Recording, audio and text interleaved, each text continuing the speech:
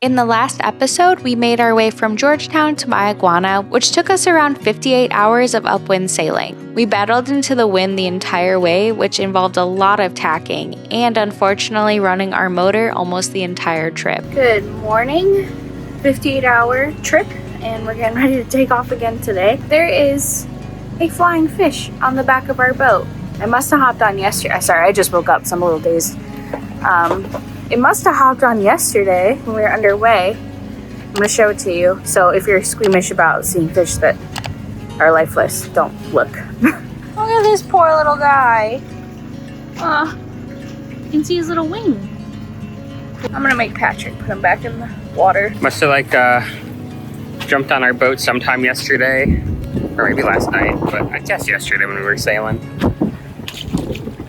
And we just didn't even know. We didn't even hear him flapping around or anything. Sorry, buddy.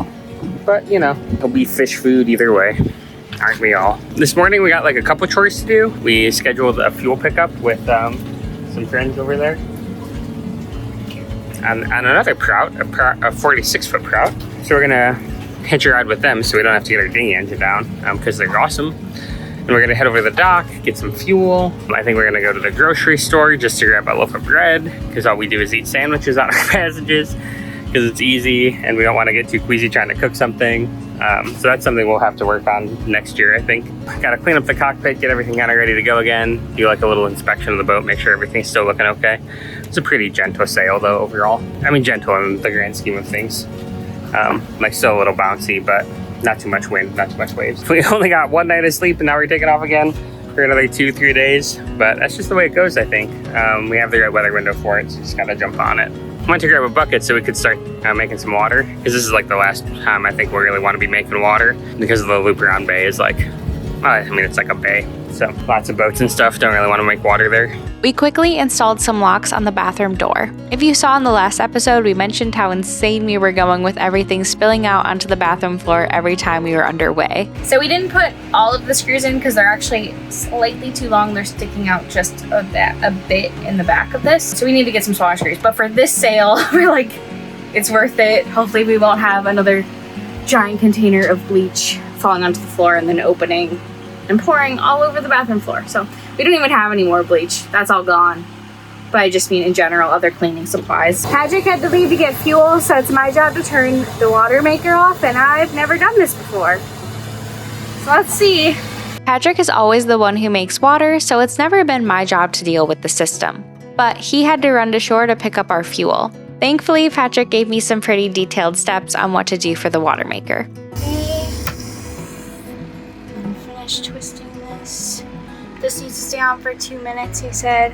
I just need to turn the generator off and then I can take a shower, and I'm so excited.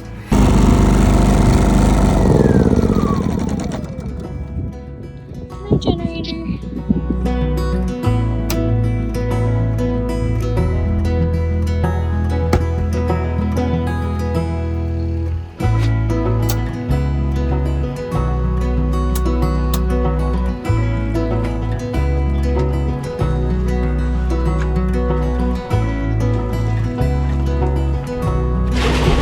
We spent one night in Mayaguana, about 18 hours to be exact, before it was time to take off again. Do you feel like you got enough rest? Yeah, dude. I definitely am not just even wrapping up work right now. It's been a busy day, but we did get fuel and we did get to the grocery store and we bought some bread so we could continue our sandwich living. Yeah, I get too seasick to cook underway. I almost felt brave enough to try to cook eggs and toast. Oh yeah? Yeah, like the last day we were out there because it was pretty calm. But then I was like, well, I don't know. Don't want to risk it. Yeah. I think I'll be living in this sun shirt for the next 2 to 3 days. Michaela looks like a zebra. I got so burned on our last trip because I had a 2-piece on. So my middle was exposed and now I got like a stripe across my stomach. Just not cute. It's pretty. Thanks, love. Here we come, Dominican Republic. Luperón, yep, just 2, maybe 3 more days and we will be there. It's the thorny path, right? Solution to this problem is leave in March and not May, but we just didn't get to the Bahamas until March. This looks like the best weather window we have. It gets like a little more gnarly later on in the week, and I don't want to just be stuck in Mayaguana or stuck in Turks and Caicos. We got here last night. Yeah, like not even 7, 24 8 hours. And now we're like, okay, we just gotta go another 3 days, but just gotta send it. If this weather window wasn't open and looked good, we wouldn't be doing this right now. We would take a couple days. Yeah. But here we go. Boat's good. Good job, Talia. You're doing amazing. Yeah, did all of our checks and engine checks and rigging checks and stuff again, so should be all right. At this point, we're not sure if we're going to stop in Turks and Caicos to get some rest or continue all the way to Luperón, but we are planning to cross through Turks and Caicos water. Here we are pulling out the head sail, and I should have had my life vest on here. The only reason I didn't is because we were still in the bay and not in open water. However, I want to make it clear that I think you should be safe and wear a life vest, because honestly, you never know when something's going to go wrong underway. We're heading into our first night. I got peanut butter and jelly. Patrick's got some chicken salad. Actually, I have a peanut butter and jelly. Oh, we both have peanut butter and jellies tonight. It's what keeps sailors going.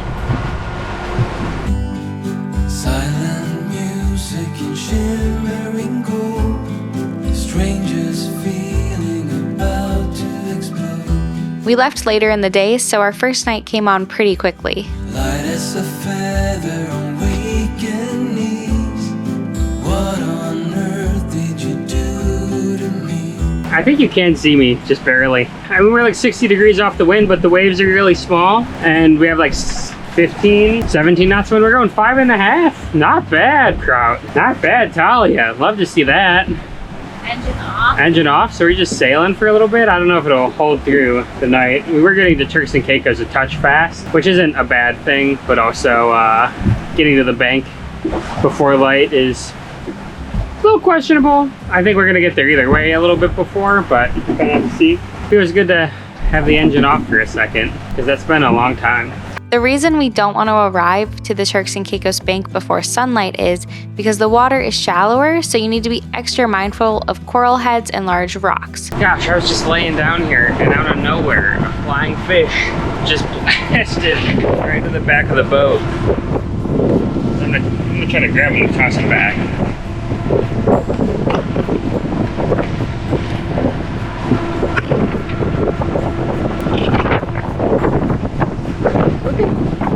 Just crazy. We have to do a lot of tacking on this journey because at this time of year, the trade winds are switching to be coming from the east, which is exactly where we're trying to go. Because we can't sail into the wind, we have to tack back and forth to catch the wind at enough of an angle to gain some speed. I feel like there's no way to wear a sun hat without looking ridiculous. Mixed emotions about last night. There is something so special about being on the ocean at night, and take that with a grain of salt because the ocean can also be such a relentless and unforgiving place. But there's also these magical moments at night when you can see so many stars and there's like bioluminescence in the water, and it's unreal to be out here. We were making really good progress last night. We actually decided to go underneath Turks and Caicos instead of going through the bank because we were just going too quick and we didn't want to enter it at night. So we decided to just stay in the ocean and not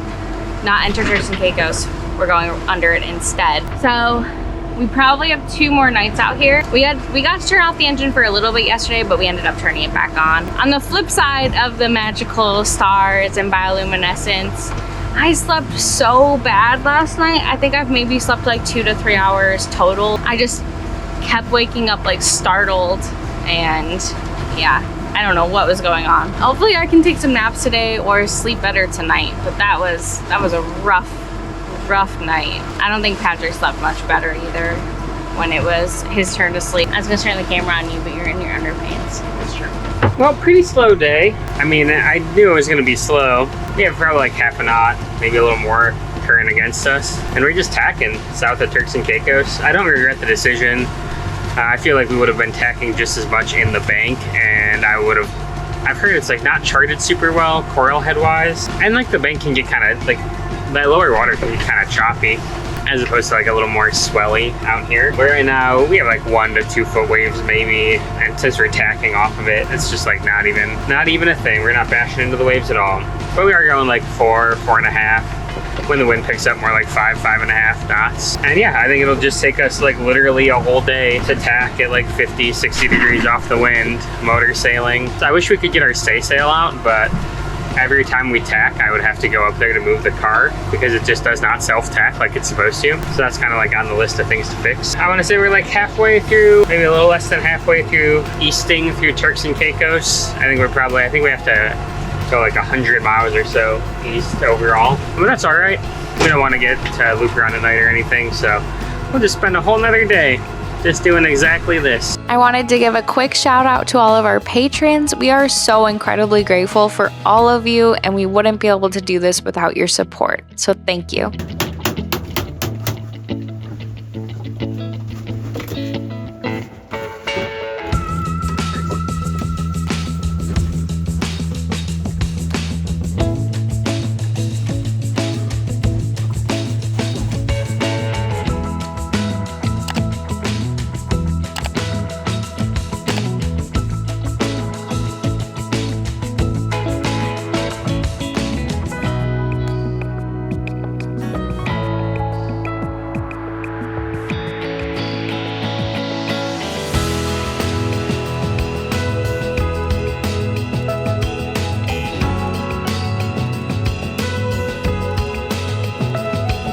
Starting day 2, 3.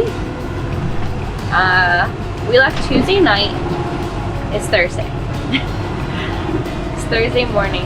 I'm on watch. Patrick is sleeping inside.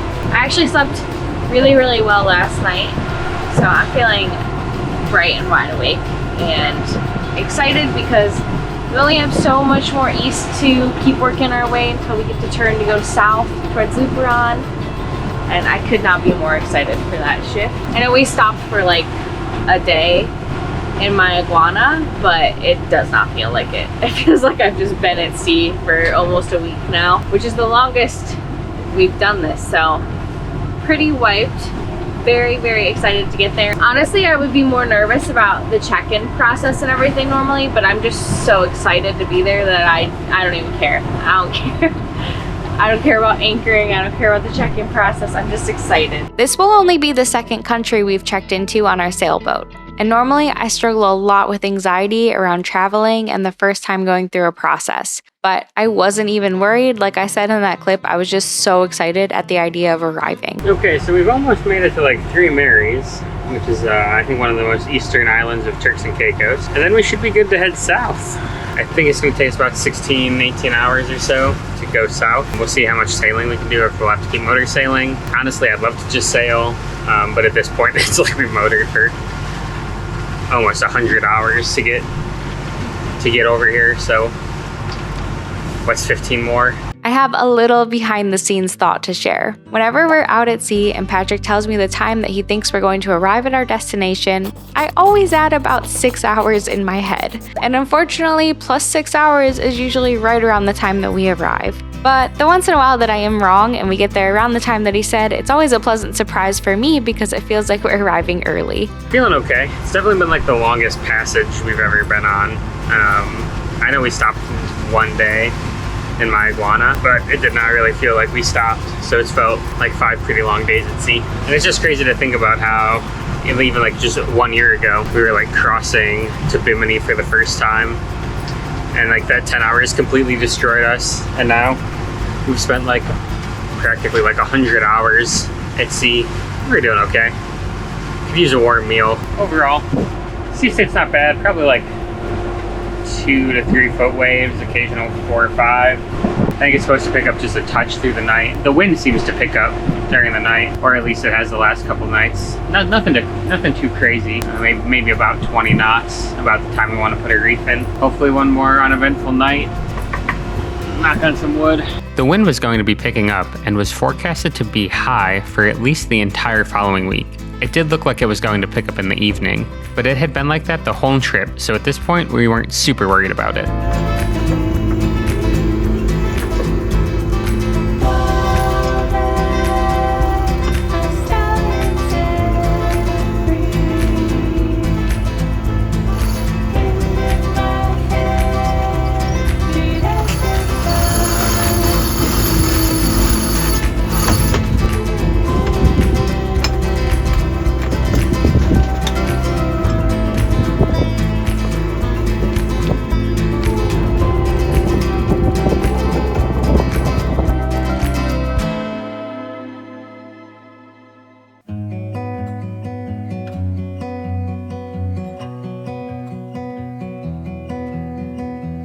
I think we're done easting. We went all the way to like Mary's Keys or Sand Keys or Mary's 3, something like that. And now we're heading south. We just put a reef in the head sail, maybe 2 reefs, I guess, from the looks of it. A reef is when you reduce the size of a sail to better manage the boat in strong winds. Because, you know, the wind's supposed to be like 15 to 18 knots, but gusting up to like 25. And going into nighttime, I'd rather just be a little more conservative with our sail plan. And I was like like we're getting like 18 knots of wind and only going 5 knots, which is fine. I think right now we're scheduled to get there right about 8 a.m., 9 a.m., which is perfect. Nice and early in the morning. Gives us lots of slack time. We are going like a little more east towards Ocean World so that we can cut back when we need. I know all you salty sea dogs out there are judging us for being tired after less than a week at sea, but I think we've come a really long way in this past year. I'm feeling pretty proud of us. This has definitely been like kind of a long journey, especially with how busy we've been with a lot of other stuff, to just be able to like try to get in the headspace and get everything ready to just send it and make it happen. You know, not trying to count our chickens before they hatch here, but it's been a long 5 days, 6 days. So just excited to get there and pick up a mooring ball and check out Luperón. Unfortunately, all those comments I made about things going well and how the wind shouldn't be too bad tonight came back to bite me. It is ripping a hoolie out here right now. We are motor sailing because we just don't have quite the angle sometimes as the wind's shifting around, and we're trying to make sure we don't end up having to tack up to Luperón. I think we're headed about 5-10 miles east of it towards Ocean World still, which is good, but boy oh boy, it's a little crazy out here. It's like blowing 20-25 knots. We have like a double reef in the head sail. Sometimes we'll like hit the waves. We're not like diving into them too bad, which is good, but we'll like drop on top of one. And I feel like that's what most people talk about with like bridge slamming. And that is definitely startling the first couple of times that happens. But yeah, geez. It is sporty out here. And yeah, we got like 8 hours left or so. The wind should calm down a bit through the night here. I think gust to 25 is what it said at the top. So let's just hope that's true. And we'll be out of it in no time. The wind was consistently 20 to 25 knots and sometimes a little more, and we were still going about 70 to 80 degrees off the wind. So with the waves building, we were still hitting them sometimes in a way that would almost stop us completely in our tracks. The forecast said 3 to 4 foot waves, but these were easily 5 to 7, with an occasional wave that would hit the side of Talia and come up over into the cockpit. I had to send Michaela inside because she was getting soaking wet. Having issues with the engine sucking in air. I think because we're bouncing around so much, I think it's like the fuel return line into the diesel tank, I think maybe is the most likely suspect. I thought I fixed this issue, but apparently not quite, which means we had to turn off the wind a little bit just so we could maintain speed. We did get it resolved. Our engine seems to be operating well now, but I am a little worried about like what's gonna happen. You know, we'll just have to keep topping it off. We're so close, like 30 miles out. I do think we're gonna end up too far west of Luperón and we're gonna have to tack our way back up, but it should be a little calmer right by the island as opposed to this, which you can't even see because it's so dark, but it's a little nightmare out here. Like 5-10 more knots of wind than forecasted. Waves I feel like bigger than forecasted. Just not a great time. The night was brutal and honestly pretty scary. It felt like things were just breaking left and right, and you just have to sit there, tend to the boat, and hold on waiting for daylight. The ocean is humbling like that. It can really push you to your limits, and after almost 6 days straight of sailing, I was exhausted. Maybe we rose too fast, maybe we got too high, but I remember days I wonder we were always gonna last. Yeah, I do remember tears and the laughter. How could we fall so fast? Land ho! I'm gonna throw up.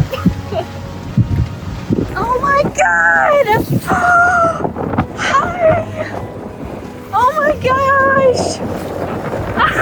like 8 of them. What a welcoming. What a welcoming indeed after what a tough sail. Oh my gosh, look at these dolphins. I can't even begin to express to you how much I love when dolphins come and ride our bow. It makes all of the bad times seem worth it. Used to feel. Maybe we rose too fast, maybe we got too high. Yeah, I do remember tears and the laughter. How could we fall so fast and let us go? It's time to surrender. Now that it's ended, nothing to say, 'cause guess we've said it all. We have never sailed up to anywhere that's looked like this. And I don't know if the camera is doing it justice, but it is gorgeous here. So pretty. There is a group chat in Luperón that all of the sailors are a part of. We messaged them as we got closer to let everyone know we were having some engine issues and what time we should be arriving. I am not kidding, we had multiple sailors come out in their dinghies and guide us into the mooring field to make sure we got in safely. We are continuously stunned by how supportive and welcoming the sailing community is. The man who runs the mooring field, Papa, was also there to greet us and guide us to our mooring ball. With the dolphins and the sailing community, this is such a welcoming way to enter the DR, and we are so excited about the time that we have here. Don't forget to subscribe so you don't miss out on our upcoming adventures.